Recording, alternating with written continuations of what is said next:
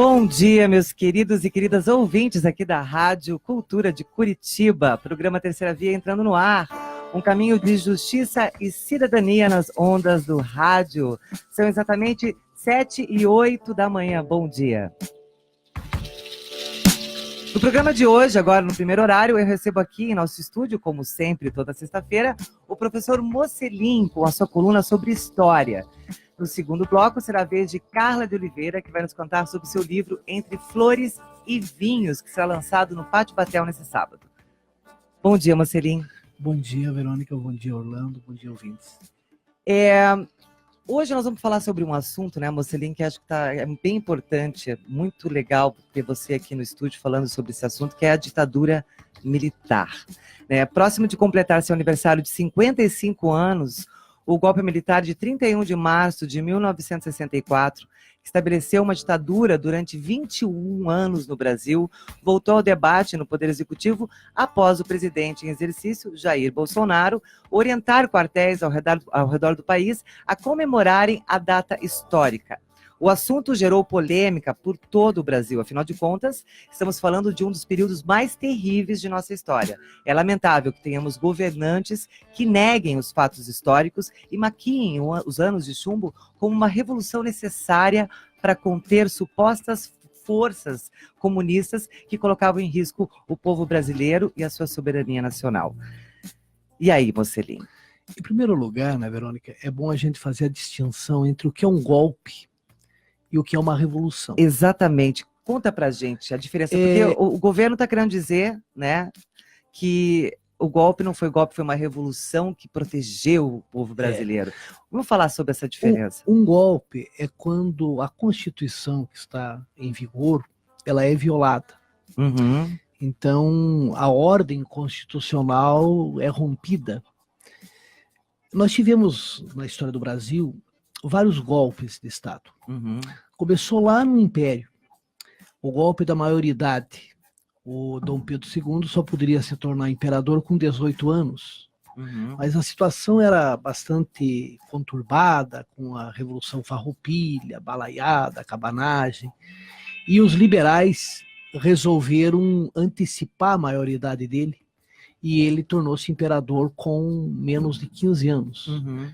Então, para muitos historiadores, houve uma violação à Constituição de 1824. Digamos que seria nosso primeiro golpe. Em 1889, houve aí um golpe explícito, que foi a proclamação da República. Uhum. Porque o Dom Pedro II era o imperador constitucional do Brasil. E os militares, com apoio de setores da sociedade civil, eles depuseram o imperador Dom Pedro II, e a República nasceu de um golpe, o que a gente comemora. Que a gente comemora. Porque se houvesse um plebiscito, o Dom Pedro II não cairia de forma alguma, porque ele era bastante popular. Uhum. Em 1930, nós tivemos um outro golpe, que é chamada de Revolução de 30, quando o presidente, também constitucionalmente eleito, se foi com fraudes ou não vem ao caso, o Washington Luiz foi derrubado pelo movimento que começou no Rio Grande do Sul, liderado por Getúlio Dornelles Vargas. O Getúlio, mais tarde, em 37, o Brasil tinha uma Constituição de 34, e ele, sentindo-se fortalecido, ele deu um golpe. Ele era o presidente, mas o presidente constitucional. Ele deu um golpe e instaurou o Estado Novo e governou ditatorialmente de 37 até 45. Inclusive, outorgou uma Constituição que foi a Constituição de 37. Uhum. Agora, o que é uma revolução, Verônica? Uma revolução é quando nós temos transformações profundas nas estruturas econômicas, sociais, políticas, culturais. Ao longo da história, nós tivemos poucas revoluções. O exemplo clássico é a Revolução Francesa. Foi uma revolução? Foi. Por quê? A nobreza que estava no poder foi apeada no poder. E tivemos a ascensão da burguesia. Os resquícios feudais que ainda existiam na economia foram varridos. E o capitalismo passou a se desenvolver intensamente na França. O absolutismo monárquico deixou de existir. Uhum. Então, a realidade francesa mudou substancialmente com os acontecimentos entre 1789 e 1799. Nós temos um outro exemplo de revolução, que foi a Revolução Russa de 17. Os bolcheviques chegaram ao poder, tomaram o poder, e também, não vem aqui o caso se foi bom ou foi ruim, mudaram substancialmente a realidade econômica, social, política da Rússia, que veio a formar a União das Repúblicas Socialistas Soviéticas. Uhum. E vamos ter o outro exemplo, a Revolução Chinesa. Sem ferir a Constituição. Não ferindo a Constituição. Sim. Sim. Inclusive a Rússia havia um regime também despótico, nem havia um regime constitucional, o czar Nicolau II governava de forma autocrática, né? Então ali não é que violou a Constituição, porque nem havia um regime constitucional na Rússia. E também nós vamos mostrar a Revolução Chinesa, com Mao Tse-tung, Zhou Enlai, aquele povo todo, a Revolução Cubana. Esses exemplos, efetivamente, são exemplos clássicos de revoluções. Em 64, Verônica, o Brasil tinha um presidente constitucionalmente eleito, porque pela Constituição de 46, as pessoas votavam no presidente e no vice-presidente. Nas eleições de 1960, nós tivemos como candidato vitorioso o senhor Jânio da Silva Quadros. O vice do Jânio, ele tinha o Milton Campos como vice, não ganhou, porque tinha que votar no vice também. Entendi. O candidato Henrique Teixeira Lott era o candidato que enfrentava Jânio, o candidato do presidente Juscelino, o candidato da situação. Um homem íntegro, era militar, da legalidade, né? Mas não tinha o cacoete de político, né? O Jânio era um orador. O que seria o cacoete de político? A demagogia, né? As promessas tapinha, irrealizáveis. O tapinha nas costas, a fotinho com a criança. O Jânio, ele aparecia nos comícios, volta e meia, comendo um sanduíche com mortadela, tomando um refrigerante bidu-cola ou uma crush, né? E conta-se que jogava um pouco de pó de arroz no paletó para dizer que era caspa, né? Uau. Então, para dizer que era uma pessoa do povo. Sim. E o Lott não, o Lott era um homem extremamente austero, e o próprio Jânio dizia que todo comício que o Lott fazia, em vez de ganhar votos, ele perdia, né? Então, o vice do Lott era o senhor João Belchior Goulart, que era muito ligado ao getulismo.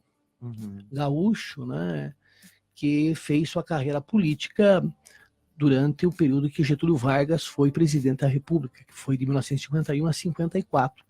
Inclusive, ele chegou a ser ministro do Trabalho do governo de Getúlio Vargas. E era do PTB, Partido Trabalhista Brasileiro, um partido de centro-esquerda, né? Goulart era um latifundiário, um homem rico, de uma família tradicional, e que era um social-democrata, sabe, Verônica? Essa de dizer que o João Goulart era comunista é de uma ignorância medonha, né? Exato. E então o Jânio renunciou 7 meses depois. O Jânio começou de uma forma atabalhoada, né? Tem alguém aí que está querendo imitar, né? E acaba renunciando no 25. Um vice, né, que não estava do lado dele. Já o vice que não está. Aliás, aqui no Brasil, Verônica, os vices geralmente dão problemas. Sim, temos aí o Temer. Começa lá atrás. Sim. O vice do Deodoro era o Floriano Peixoto. O Floriano Peixoto ajudou a puxar o tapete do Deodoro, e o Floriano Peixoto tornou-se presidente no lugar do Deodoro. O vice do Prudente Moraes era o Manuel Vitorino, que o Prudente Moraes adoeceu, o Manuel Vitorino assumiu e também tentou puxar o tapete do Prudente Moraes sem sucesso. O vice do Getúlio, em 54, era o Café Filho, João Café Filho, que, na verdade, tramava contra o Getúlio. Não que o Jango tramasse contra o Jânio. O Jânio caiu não se sabe exatamente por que ele renunciou. Ele diz que forças terríveis se levantaram contra ele, mas nunca explicou quais seriam essas forças terríveis. Há quem diga que ele queria voltar com amplos poderes, sendo aclamado, porque ele não tinha maioria no Congresso, mas não deu certo. A renúncia dele foi aceita pelo Congresso e o Jango assumiu. Só que os militares não queriam que o Jango assumisse. O Jango estava em visita à China. O Brasil estava tentando se aproximar da China. A política externa de Jânio era bastante independente. Em plena Guerra Fria, imaginem, o vice-presidente visitando a China de Mao Tse-tung. Era algo que desagradava aos Estados Unidos. Que sempre esteve ali na nossa cola. Sim, porque a época da Guerra Fria, né, Verônica? A Guerra Fria, para o ouvinte que não lembra, foi aquele período de 1945 até 1991, quando nós tivemos duas superpotências. Os Estados Unidos da América do Norte, liderando o bloco dos países capitalistas, e a União das Repúblicas Socialistas Soviéticas, liderando o bloco dos países socialistas. Duas ideologias. Então, ou o país se alinhava à União Soviética ou se alinhava aos Estados Unidos. Havia um bloco dos países não alinhados, os países que tentavam ficar independentes em relação a essas duas superpotências. E o presidente Getúlio Vargas, o próprio presidente Juscelino Kubitschek, o presidente Jânio Quadros, eles procuraram desenvolver uma política externa independente. A propósito, Verônica, a política externa do Brasil sempre foi muito inteligente, mesmo durante o regime militar. Durante o regime militar, não querendo se posicionar ao ponto de se comprometer. Sim, exatamente. Inclusive, vamos ter uma política externa bastante respeitada em termos de relações diplomática, né? Então, o Jango assumiu, mas com poderes limitados. Instaurou-se o parlamentarismo.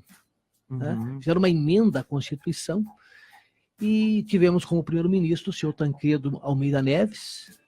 Depois, o Jango conseguiu, através de um plebiscito, restabelecer o presidencialismo e passar a ter efetivamente poderes. O que aconteceu em 64, Verônica, foi um golpe. Por quê? Seria legal a gente falar a diferença de parlamentarismo e presidencialismo para o nosso ouvinte. Sim, presidencialismo, você tem o presidente da República com amplos poderes. O presidente da República pode nomear e demitir os seus ministros.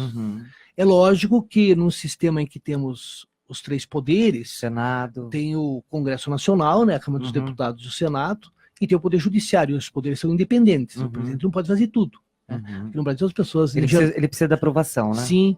As pessoas pensam que o presidente pode mandar prender. O presidente não pode mandar prender ninguém, né? Inclusive, as pessoas têm muito foco na hora de votar só no presidente, sendo que sem o Senado, sem os deputados, ele não consegue aprovar nada. Então, exatamente. A gente tem que se preocupar muito em quem que a gente vota como deputado e como senador. Eu diria até que esse voto é mais importante do que o voto propriamente no presidente, né? Porque sem esse apoio, ele não consegue ir para frente com nenhum projeto. Né? Veja, nós vivemos hoje um cenário político em que temos uma quantidade muito grande de partidos políticos. O partido que tem o maior número de deputados federais, é o PT, tem 55 deputados, de 513.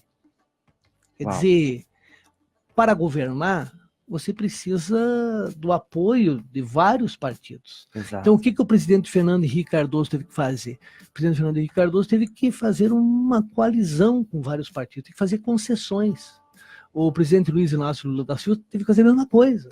E aí nascem os mensalões, né? Aí nasce, exatamente. A corrupção, vamos comprar voto. É ingenuidade acreditar que esses políticos profissionais de longa data, eles vão apoiar o presidente A ou o presidente B apenas pelo bem do país. Sim.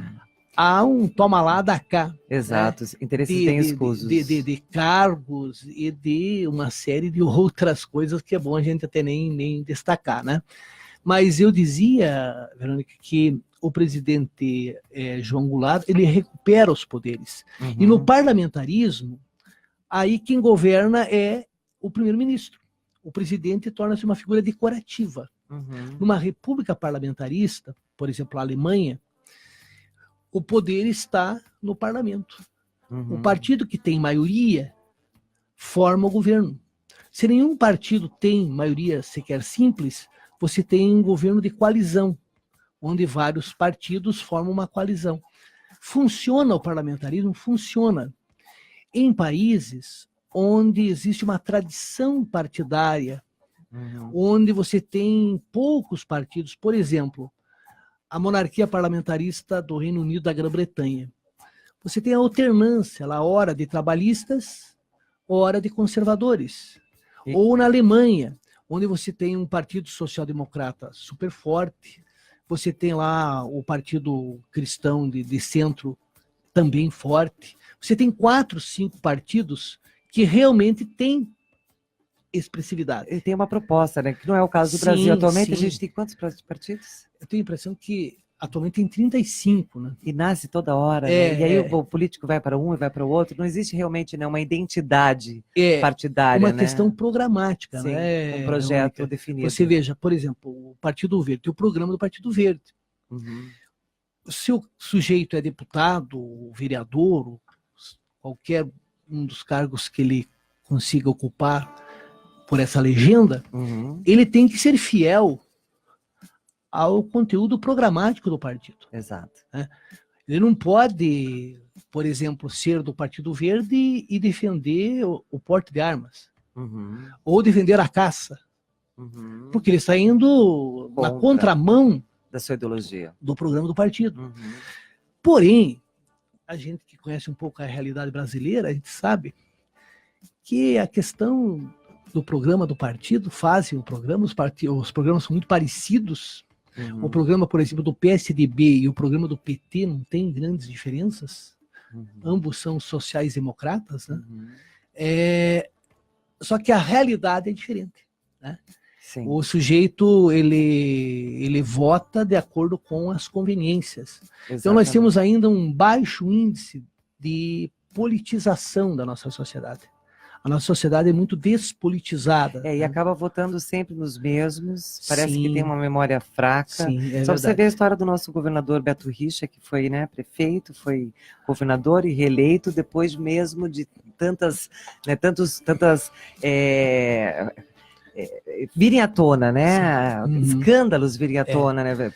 Corrupções virem à tona e a população segue ali firme. Isso é só para dar um exemplo, né? É verdade. Então vejam, de forma bem didática, república, monarquia são formas de governo. Presidencialismo, parlamentarismo são sistemas de governo. O Brasil hoje é uma república presidencialista. O presidente Jair Bolsonaro, ele foi eleito, então ele tem que governar. A gente tem que respeitar a Constituição. Nós podemos discordar da maneira como ele está conduzindo o país, porém, devemos prezar pela democracia. Exato. A maioria do povo brasileiro decidiu que ele é o nosso presidente. E ele é o nosso presidente. Exatamente. Como foi o caso da Dilma. Como foi o caso da Dilma.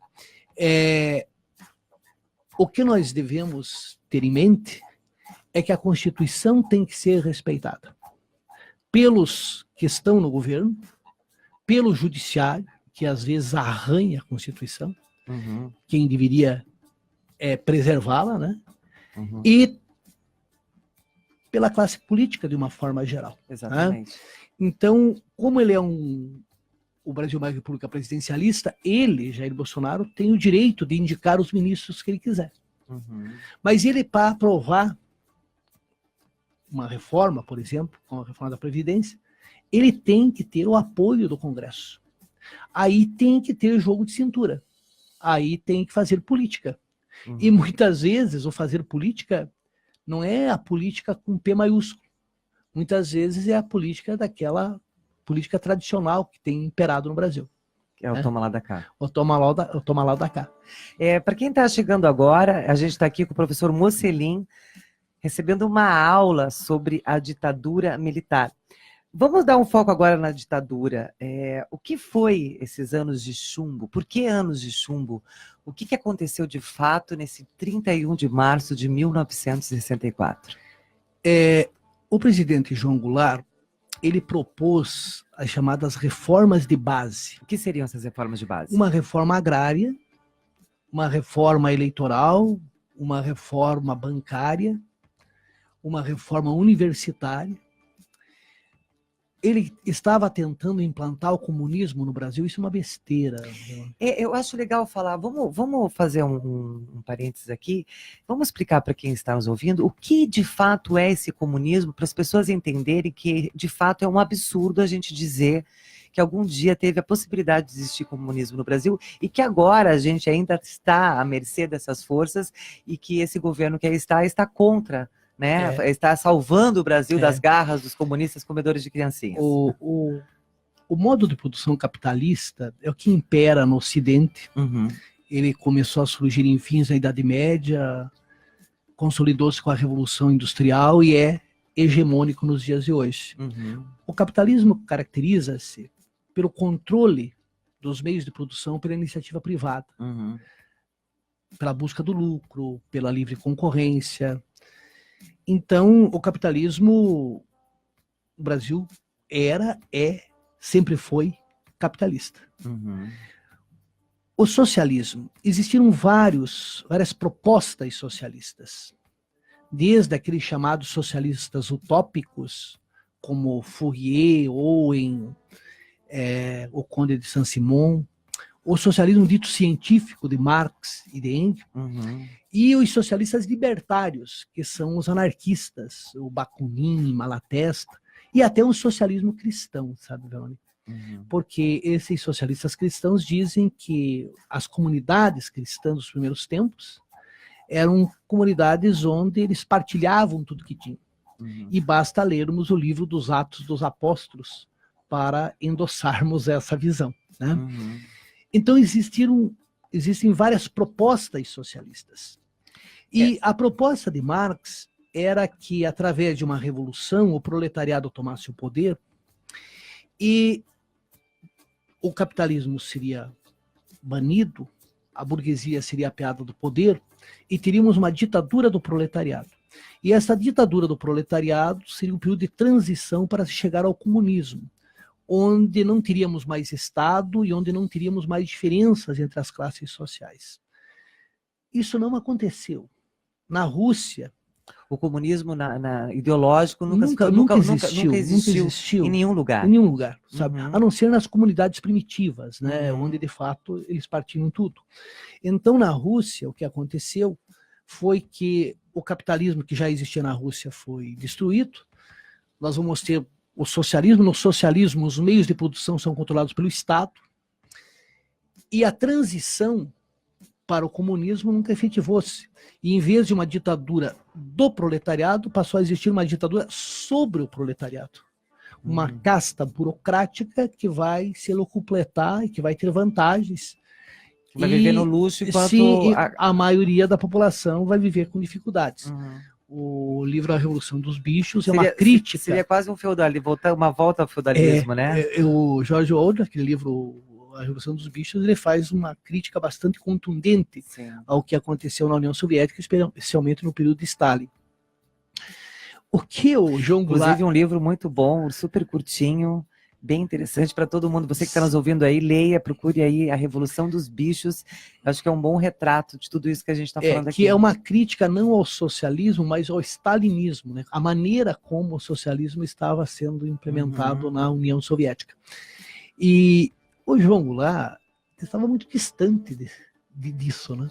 Você veja que quando se faz uma reforma agrária, você está criando mais propriedades. Então você está fortalecendo a iniciativa privada. Então você não está estatizando os meios de produção. Você está fortalecendo a iniciativa privada. E o presidente Jango, ele tentou dar ao capitalismo brasileiro um pouco mais de justiça social. Mas vivíamos a época da Guerra Fria. Fidel havia transformado Cuba num estado socialista. E havia nos Estados Unidos o medo da cubanização da América Latina.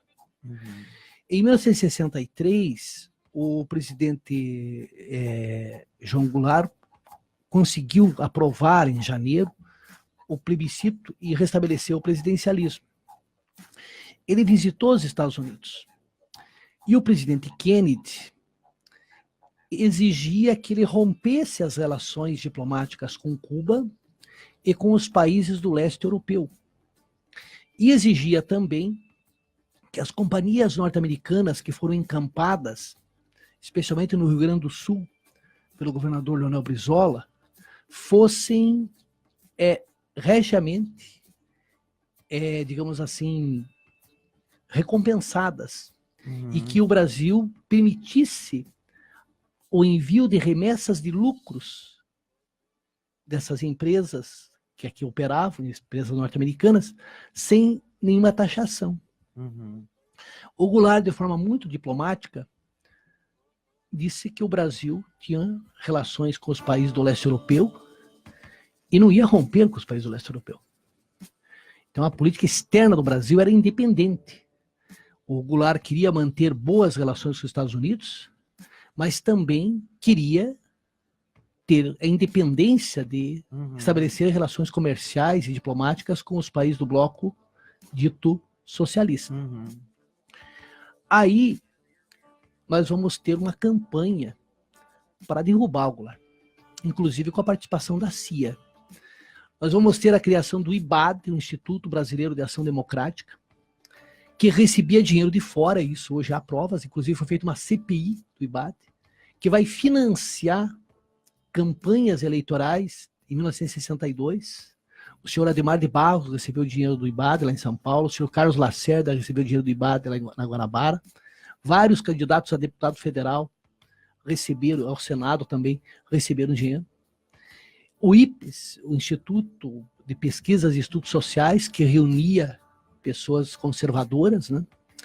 E foi se criando um clima de que o Brasil estava à beira de uma revolução comunista. O Goulart, ele se equilibrava, tinha os radicais do PTB, de grupos mais à esquerda, mas ele procurava atuar com moderação.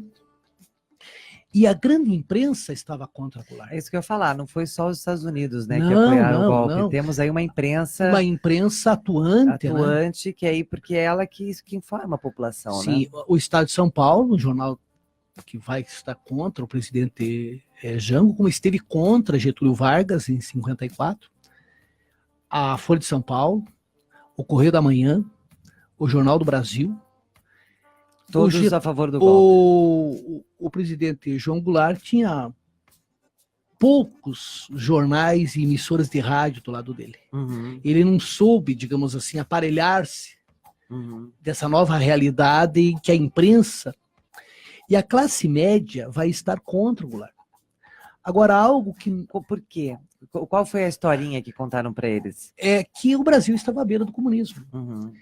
Mas havia... eu tenho 3 propriedades, duas vai ser repartida com o povo. Aí o sujeito tinha um sítiozinho no interior de 3 alqueires, ele achava que ia ficar com meio alqueire, e o resto iam entregar para as ligas camponesas, né? As ligas camponesas que realmente defendiam os interesses dos pequenos camponeses e que pregava a reforma agrária. Então a gente pode dizer que a ditadura militar teve um amplo apoio da população através dessa reclamação da teve uma parcela da população.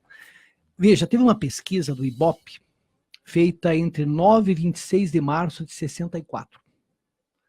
E essa pesquisa ficou engavetada e só apareceu recentemente. O presidente João Goulart tinha 70% de aprovação. Uau. Aliás, 72% aprova o governo do Goulart. 86% entre os mais pobres. Ele não poderia ser candidato, porque pela Constituição não havia reeleição. Mas se ele fosse candidato, em Fortaleza ele teria 57% dos votos, em Recife 60%, em Salvador 59%, em Curitiba 41%, em Porto Alegre 52%. Veja, ouvintes, 72% de aprovação e caiu. O Temer tinha menos de 10% de aprovação e permaneceu até o final. É que o Temer estava bem aparelhado. Estava bem aparelhado. O Goulart tinha contra ele as pessoas que formavam a opinião pública, no caso, amplos setores da classe média, a imprensa, as transnacionais, né? E os partidos que queriam a sua queda, né? Na verdade, é legal falar aqui, porque muitas vezes esses partidos, né, qual que é o interesse? O partido está lá, né, os deputados, os vereadores estão lá para nos representar, mas o que a gente vê é que, na verdade, eles estão para representar os seus apoiadores, que seriam os empresários que colocaram dinheiro em suas campanhas, né? É verdade. Acho que é aí que mora o grande X da questão, para que a gente tenha ou não o apoio de um governo. Né? E, Verônica, a ideia que se tem é que todos os militares eram contra o Goulart, que não. Militares foram torturados e assassinados também. Eram favoráveis ao Goulart. Uhum. Você veja que não prenderam o Teixeira Lott porque não tiveram culhões, né? Porque o Teixeira Lott era uma pessoa, uma personalidade respeitada internacionalmente, mas muitos militares foram exonerados porque durante a Guerra Fria foi criada a Escola Superior de Guerra, que vai destilar na juventude militar a crença que havia o perigo comunista. E nós vamos ter, durante o regime militar, a chamada doutrina da segurança nacional. Então, o golpe veio, mas o presidente Goulart deixou o país. Não é verdade. O Auro Moura Andrade, presidente do Senado, ele vai declarar o cargo de presidente vago com o presidente no Rio Grande do Sul. Pelo que eu sei, o Rio Grande do Sul pertence ao Brasil, né? Então o cargo não estava vago. Sim. Então a Constituição foi violentada. Aí poderão dizer, foi uma revolução. Não é verdade. Que revolução? O modelo econômico não mudou. As estruturas sociais permaneceram inalteradas. Houve sim uma mudança política, porque muita gente que apoiou o golpe de 64 se arrependeu. As lideranças civis.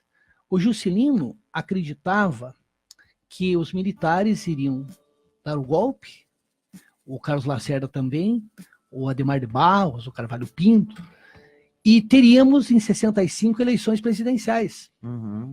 E não foi o caso. E não foi o caso. Ficamos aí mais de 20 anos sem ter uma eleição. Verônica, vejam como a história foi cruel com esses senhores. O Juscelino acabou sendo caçado. O Carlos Lacerda, o Adhemar de Barros, também. Então, o golpe foi um golpe civil-militar, porque teve o apoio de lideranças civis. Eu diria que o Goulart começou a cair em 62, quando venceu na Guanabara Carlos Lacerda, claramente golpista, Adhemar de Barros, o rouba mais faz, era para acabar com a corrupção. Corruptos contumazes apoiaram o golpe de 64. O Adhemar de Barros tinha a caixinha do Adhemar, né? E a história se repete, né, moça? É mais ou menos como aqueles que votaram pelo impeachment da presidente Dilma e contra a corrupção, e muitos deles a maioria deles estão todos sendo investigados na corrupção, né? Então, de forma alguma a gente pode endossar a corrupção, pelo contrário. Só que para você condenar a corrupção de A ou de B, você tem que ter autoridade moral. Exatamente. E a autoridade moral, uma reputação elevada, é o que falta para muita gente. Exatamente. Que se arvora aí em defensor.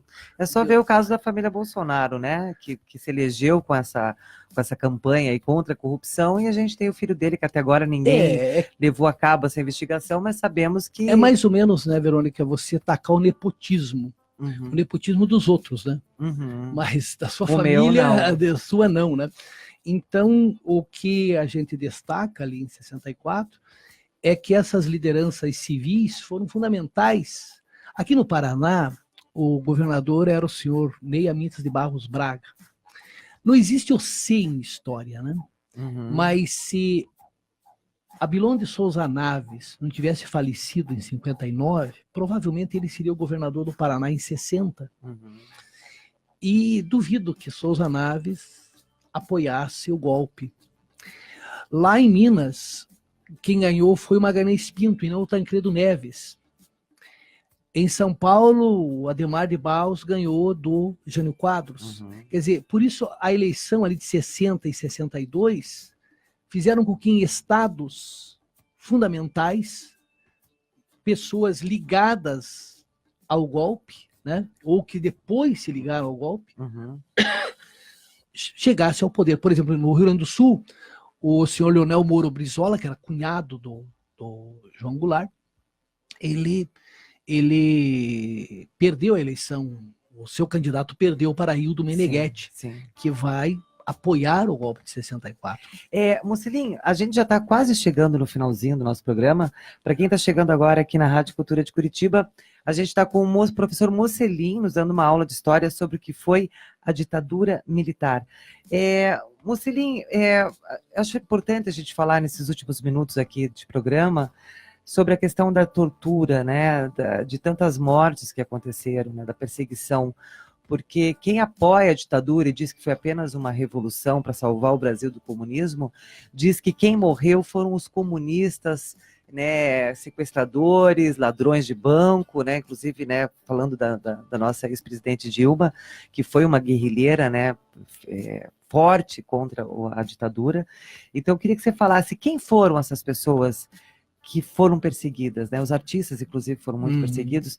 Foram só guerrilheiros, digamos assim? O saldo... Tivemos muitos inocentes mortos. Claro. Acho que é importante a gente falar sobre isso para quem está nos ouvindo, porque se for comunista pode morrer. Então, já que é assim que se pensa, então vamos falar das pessoas que não eram ditas comunistas, vamos dizer assim. O regime militar, Verônica, ouvintes, caçou mais de 500 deputados. Quer dizer, um Congresso Nacional, uma Câmara dos Deputados toda, né? Mais de 500 deputados. Inclusive, aqui no Paraná, nós tivemos a cassação de lideranças políticas como Léo de Almeida Neves, mais tarde Alencar Furtado, pessoas que eram sociais-democratas no máximo. Nós tivemos mais de 400 pessoas torturadas, mortas. Quantas? 400. Nossa. Mais pessoas desaparecidas. Deixou de existir o Estado Democrático de Direito. O que seria o Estado Democrático de Direito que a gente tanto fala hoje em dia? É o tá sendo respeito à atentado, Constituição, né, Verônica? Uma pessoa só pode ser presa em flagrante delito ou então passando por um através processo de uma ordem judicial. O que aconteceu com o deputado Rubens Paiva? Foram à casa dele, disseram que ele ia ser levado para prestar um depoimento, e até hoje ele não voltou do depoimento. Era um comunista que comia criancinhas. Esse deputado. Agora, o que eu fico estarrecido, Verônica, é que um sujeito que defende um torturador, como foi o caso do nosso presidente, tem obtido tantos votos. Isso é assustador. É justamente o que a gente acabou de falar agora, né?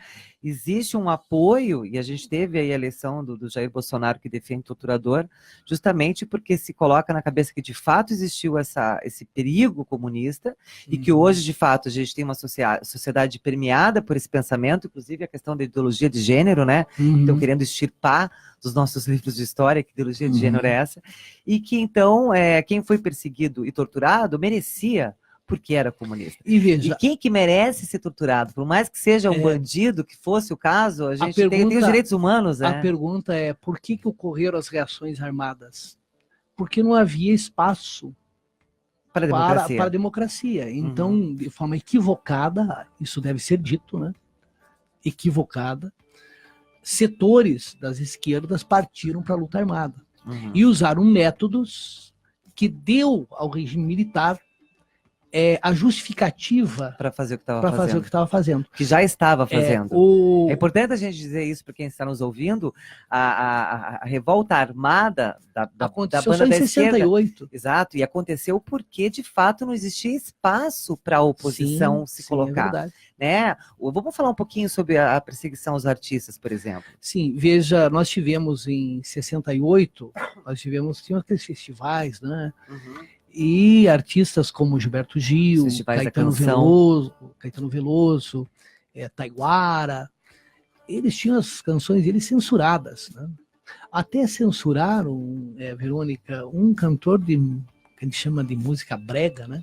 O Odair José. Uhum. O Odair José teve algumas canções censuradas, inclusive uma, não sei se você lembra, ou pelo menos ouviu falar, Pare de Tomar a Pílula, porque ela não deixa nosso filho nascer. O regime militar estava com uma campanha de controle da natalidade, e essa música acaba na censura. Sim. Então, a partir do momento que as artes passam pelo crivo da censura, é lastimável, né?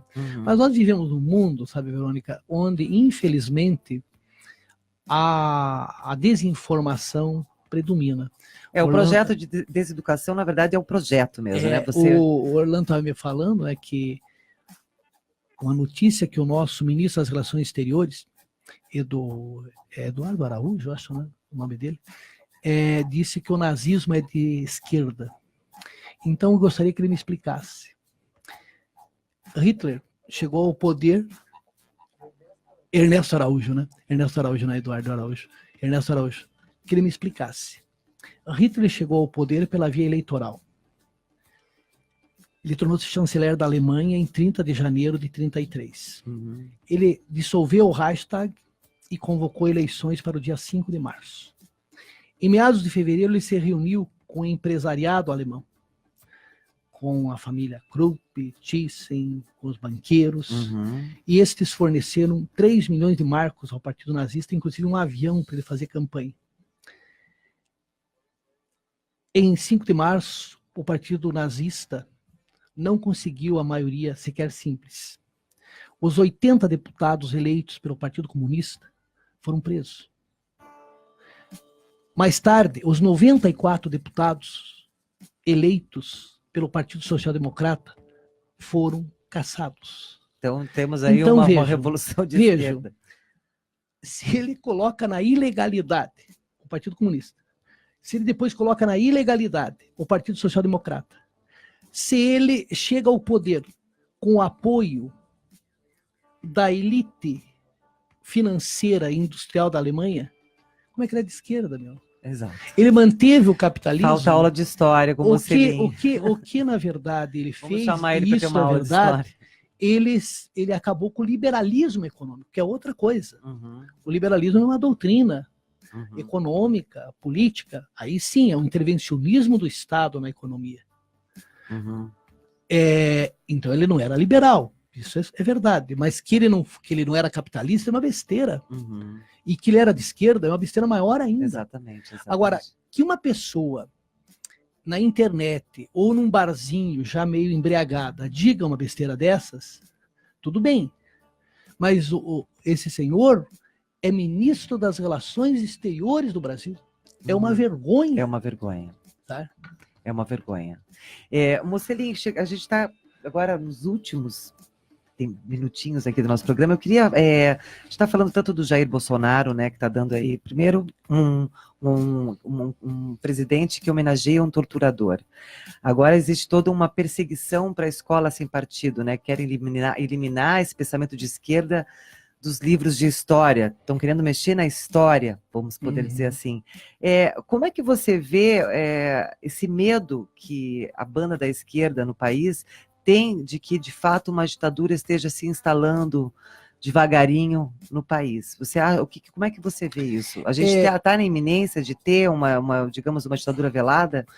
Eu não acredito, sabe, Verônica? Não acredito. Eu acho que o pessoal fala esquerda, direita. Tem pessoas que nem sabem direito o que é esquerda, o que é direita.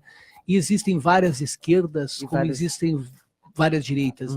Eu tenho um enorme respeito por quem é conservador, é liberal e é democrata. Como também existe uma esquerda radical que adota métodos tão abomináveis quanto da extrema-direita, né? Então, é preciso separar bem as coisas, mas eu acho que ainda a sociedade brasileira tem uma maioria que defende a democracia, sabe? Que nós... o próprio presidente, eu acho que ele faz muito jogo de cena, ele ele está jogando para o público. O que o nosso presidente tem que entender que ele já ganhou a eleição, que ele é o presidente constitucional do Brasil e que a gente torce para que ele termine o seu mandato e que as condições de vida do povo brasileiro melhorem. Então, já passou a eleição, ele já ganhou. Não precisa ficar hostilizando os seus adversários políticos. Que em política, Verônica, existem adversários políticos e não inimigos políticos. E nós temos que aprender a conviver. A democracia é a arte da persuasão. Você tem que convencer, você não tem que impor. Mas quando ele chega ao ponto de querer instituir o dia 31 de março como um dia de se comemorar, agora ele já voltou atrás e falou que era só rememorar. Sim, né? Mas, na verdade, a gente sabe que ele é um grande defensor da ditadura militar. Quando a gente vê um presidente, né, querendo mudar, digamos assim, a história, que a partir do momento que ele quer comemorar os anos de chumbo que matou e torturou tantas pessoas, que feriu a Constituição, que nos deixou mais de 20 anos sem poder eleger um presidente, a gente vê que existe aí um projeto. Né? Se houvesse uma ditadura, ele não seria presidente, né? Exato. Porque ele, inclusive, foi convidado a se aposentar no exército, né? Então ele não era uma pessoa muito benquista dentro do exército. Exatamente. Então ele não seria indicado pela cúpula militar para chegar à presidência. Ele só é presidente porque há uma democracia no Brasil. E temos de novo um vice, né? Que é militar. Que parece que não está de acordo com ele. Que está demonstrando uma lucidez maior, né? O Hamilton Mourão, ele até está surpreendendo, né? Porque ele deu umas declarações bem toscas durante a campanha, mas agora ele parece que foi repaginado e está se preparando para dar o golpe no presidente. A gente não, eu acho que impeachment, aqui vulgarizaram muito o impeachment. Se nós formos verificar, veja, eu não estou defendendo o presidente Fernando Collor de Mello, não existiam condições efetivas para o impeachment do Collor. Ele perdeu o apoio político, perdeu o apoio do Congresso, e caiu. Sim, pelas besteiras que fez. A imprensa mas a própria presidenta Dilma, se você for analisar, também não era tão grave. A gente não pode vulgarizar o impeachment. E o que a gente espera é que o presidente reflita, por exemplo, a questão ambiental, o jeito que ele está direcionando é desastroso, né? Desastroso. Nós não esperávamos tantos retrocessos como estamos tendo, né? É assustador. Na educação. Cada dia é uma bomba. Não existe projeto na educação. Não existe, exatamente. A parte... Existe sim um projeto, vamos acabar com a educação. Sim. Mas vejam a questão ambiental. Ele colocou no Ministério da Agricultura uma senhora que é ligada ao agronegócio. Não que a gente seja contra o agronegócio, mas... O ministro do Meio Ambiente ligado às mineradoras. Eu ontem estava lendo um artigo que o GEM publicou no GEM Guimarães, na Gazeta do Povo, de grande lucidez, onde o GEM coloca bem que a questão do agronegócio, ninguém é contra o agronegócio. Mas o que nós somos contra, por exemplo, agora se viu, né, Verônica, a liberação aí de agrotóxicos que são proibidos em outros países. E a monocultura desgasta o solo, torna ele infértil. A agricultura familiar, e aí não é coisa de esquerda, não é coisa de direita. É de lógica. É de lógica e de pensar no futuro. Exato. A questão da sustentabilidade, né? Então nós temos uma série, essa politização, essa dramatização de quando você pensa de forma diferente, você já é taxado de esquerdopata. Quer dizer, bom, se o guru do nosso presidente é o senhor Olavo de Carvalho, que cá entre nós, nem informação acadêmica tem. Exato. É um ex-astrólogo. Fica publicando palavras chulas no Twitter. A gente...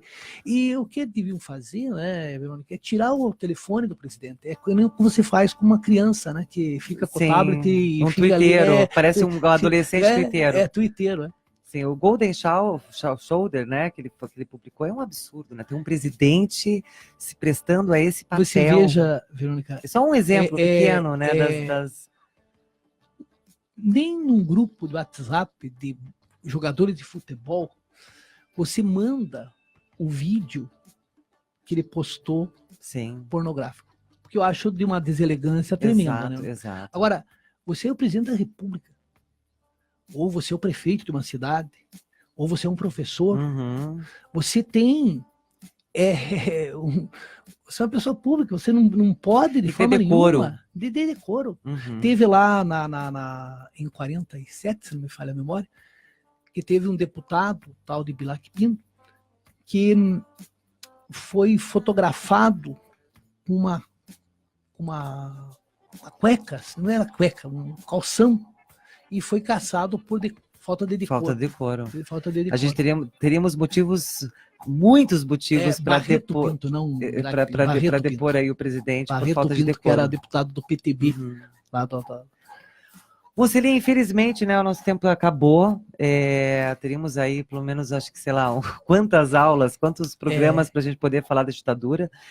Mas eu queria que você terminasse de uma forma sucinta, dizendo por que ditadura nunca mais? Por que a gente não deve comemorar esse dia, que está se aproximando agora, 31 de março, e sim que a gente tenha esse dia como um dia de luto, né? E para que a gente lembre que a nossa democracia ela sempre pode estar em risco e a gente deve defender ela com unhas e dentes. Nenhuma ditadura, seja ela de esquerda, de direita, de centro, funciona.